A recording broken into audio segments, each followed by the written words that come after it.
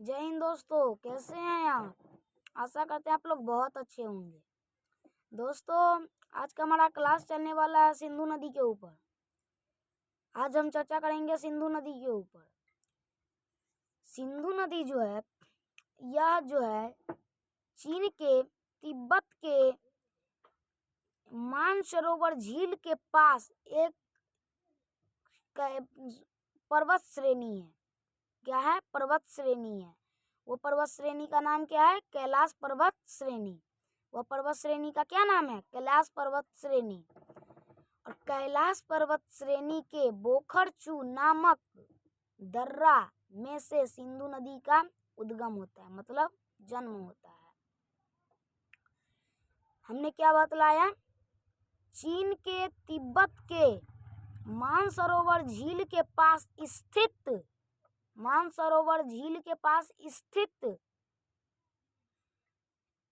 एक पर्वत श्रेणी है। एक क्या है? पर्वत श्रेणी है। वह पर्वत श्रेणी का नाम क्या है? कैलाश पर्वत श्रेणी।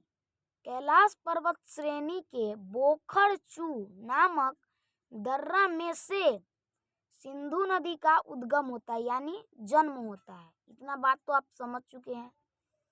और फिर यह नदी जो है वहां से निकलते हुए वह निकलता है, फिर जाते जाते जाते जाते भारत में एंट्री करता है, भारत में प्रवेश करता है।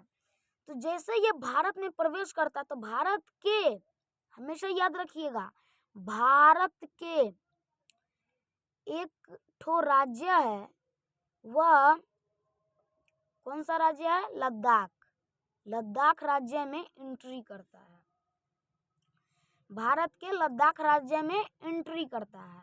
जैसे ही वह एंट्री करता है तो वह लद्दाख राज्य से घूमते हुए जैसे जैसे उसको मन करता है वो वैसे वैसे जो लद्दाख राज्य है उसके अंदर जाता है घूमते घूमते सियाचिन ग्लेशियर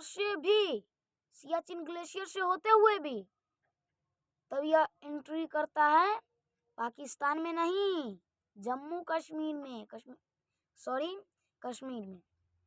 अब कहिएगा जम्मू कश्मीर क्यों नहीं? हम जम्मू कश्मीर के लिए सॉरी क्यों मांगे, मतलब माफी क्यों मांगे? तो जम्मू कश्मीर इसको अब नहीं बोलना है। अगर कहीं अगर कश्मीर अगर कुछ पूछा जा रहा है, जैसे क्वेश्चन अगर आपसे पूछा जाए, जो केरल में अत्यधिक गर्मी पड़ती है सालों भर, जबकि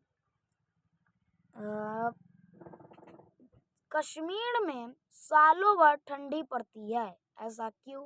तो आप लिखिएगा, जो केरल राज्य जो है वह कर्क रेख, वहाँ पर जो सूर्य की किरणें हैं वह सीधी गमन करती है, मतलब सीधी आती है।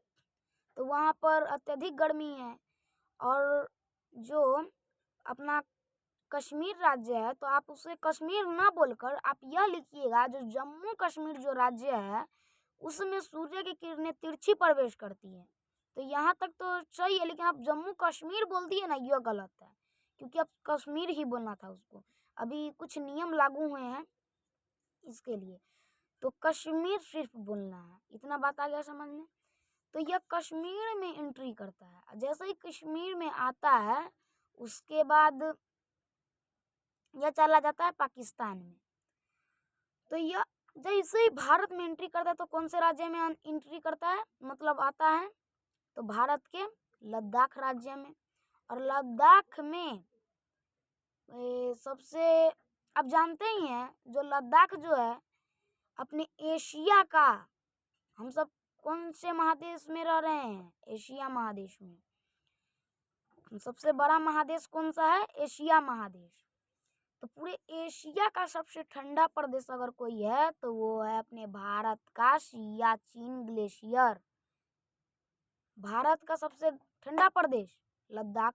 लद्दाख का कौन सा क्षेत्र? सियाचिन ग्लेशियर।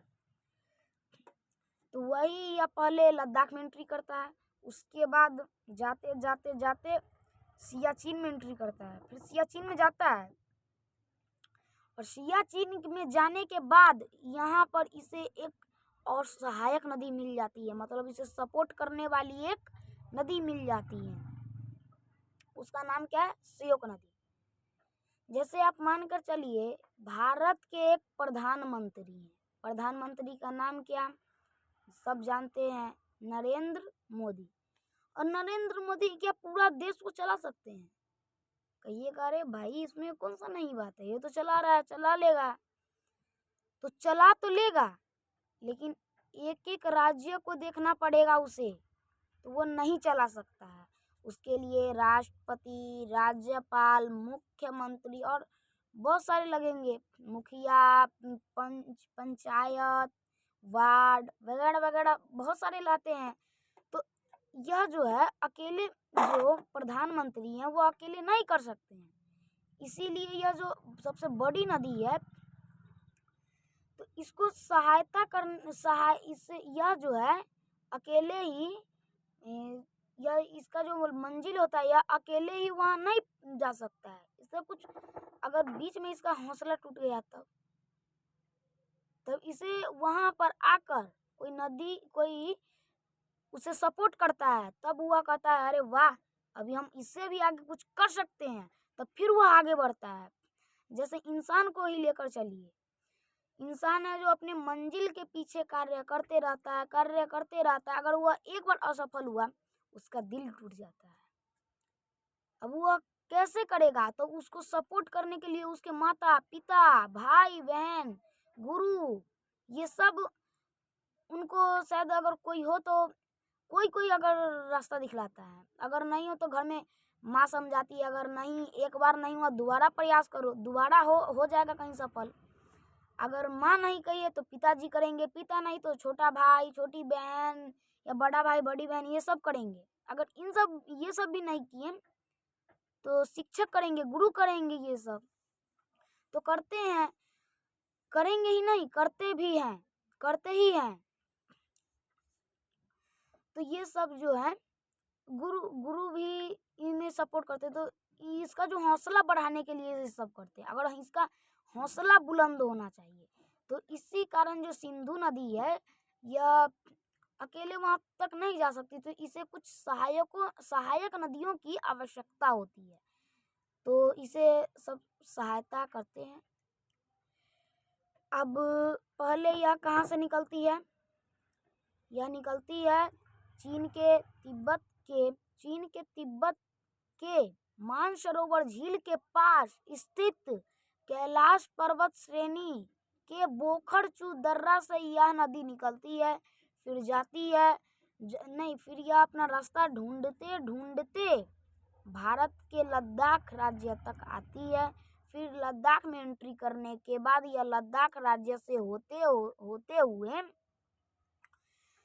सियाचिन ग्लेशियर से होते हुए कश्मीर में एंट्री करती है। जैसे ही कश्मीर में एंट्री करती है तो उसके बाद कश्मीर में एंट्री करने का बाद कश्मीर से होते हुए पाकिस्तान में एंट्री कर जाती है, पाकिस्तान के अंदर चली जाती है। और पाकिस्तान से जाते हुए पाकिस्तान के इलाहाबाद, कराची बंदरगाह, ये सब होते हुए यह अरब सागर में गिर जाती है। कुछ लोग कहेंगे जो सिंधु नदी पाकिस्तान में खत्म हो जाती है, तो जी बिल्कुल नहीं, पाकिस्तान में यह नदी खत्म नहीं होती है। यह नदी जो है अरब सागर में ही गिरती है। अगर पाकिस्तान में अगर यह नदी रुक गई तो पाकिस्तान को खत्म करने का यह क्षमता रखती है। यह नदी को रोकने का पाकिस्तान को क्षमता उतना नहीं है, इसलिए पाकिस्तान में यह नहीं रुकेगा। तो छोड़िए सब बात, तो ये सब जो है पाकिस्तान में यह नहीं रुकता है और उसके बाद यह चला जाता है अरब सागर में। तो ये तो हो गया उद्गम स्थल से लेकर जहाँ यह खत्म होता है। अगर कोई पूछ दे जे आप बताइए सिंधु नदी का जन्म कहाँ होता है और यह कहाँ खत्म होता है, तो आप बोलिएगा सिंधु नदी का जन्म चीन के तिब्बत के मानसरोवर झील के पास कैलाश पर्वत श्रेणी के बोखरचू नामक दर्रा से सिंधु नदी का उद्गम होता है। यह बहते बहते भारत के लद्दाख राज्य में पहले एंट्री करता है, उसके बाद जम्मू कश्मीर में जाता है। कश्मीर के बाद यह पाकिस्तान होते होते अरब सागर में गिर जाता है। आप इतना बतला दीजिएगा। उसके बाद यह इस नदी के बारे में कुछ आप विषय जान लीजिए। सिंधु नदी की लंबाई कितनी है? सिंधु नदी की जो लंबाई है वह है 3610 किलोमीटर। सिंधु नदी की लंबाई कितनी है? 3610 किलोमीटर। अब सिंधु नदी कितने देशों से होकर गुजरती है? 3 ठो देश से होकर गुजरती है। 3 ठो देश कौन कौन आप बता सकते हैं? चीन, भारत, पाकिस्तान। और यह जो नदी है सिंधु नदी की कुछ 5 जो सहायक नदी या उपनदी भी कह सकते हैं। तो 5 सहायक नदी के बारे में जान लेते हैं। वित्सता, इरावती, चंद्रभागा, बिपाशा, शतद्रु। इतना नदी हो गया। एक बार रिपीट कर देते हैं इसको। वित्सता, चंद्रभागा, इरावती, शतद्रु,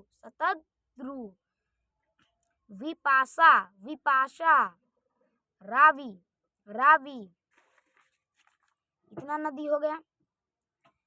और रावी हुआ।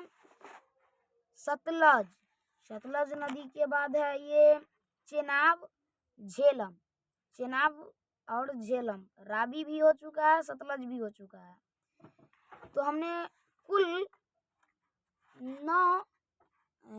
9 जो नदियां हैं सिंधु नदी की, जो 9 प्रमुख सहायक नदियां हैं उनके बारे में हमने आपको बतलाया।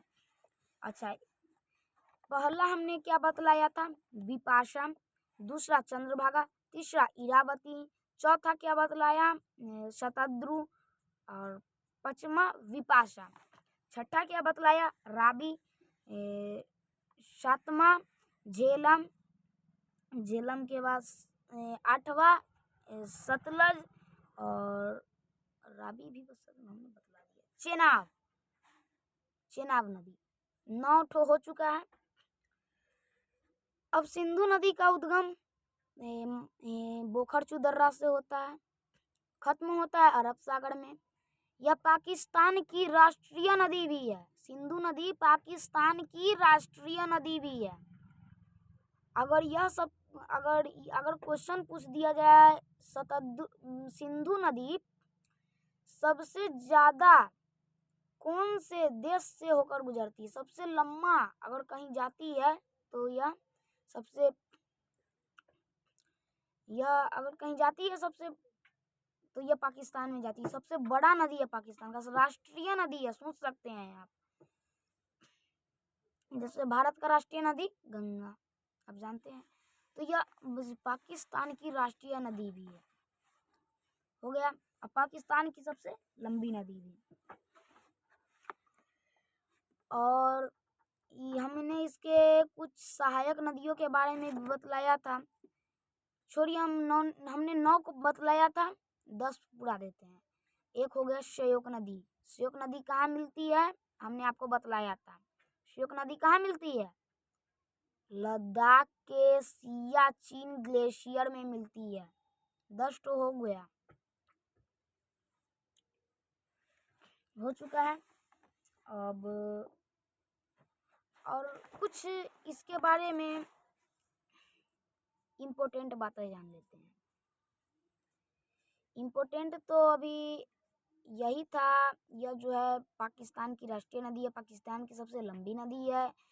और इसका यह जो सिंधु नदी है, यह यहाँ जो चीन में है, इसे 2 ठो नाम से जाना जाता है। एक सिंधी खंबर और एक शेर का मुंह।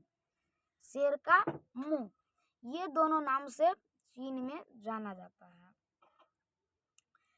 और यह जो नदी है, यह जो नाम है, यह चीन का स्थानीय भाषा है। जैसे अपने बिहार का स्थानीय भाषा क्या है? हिंदी है। वैसे अपने भारत का हिंदी लगभग, क्योंकि उड़ीसा में उड़िया बोला जाता है, तेलंगाना में तेलुगु, ये सब अलग अलग राज्य में अलग अलग भाषाएं बोली जाती हैं,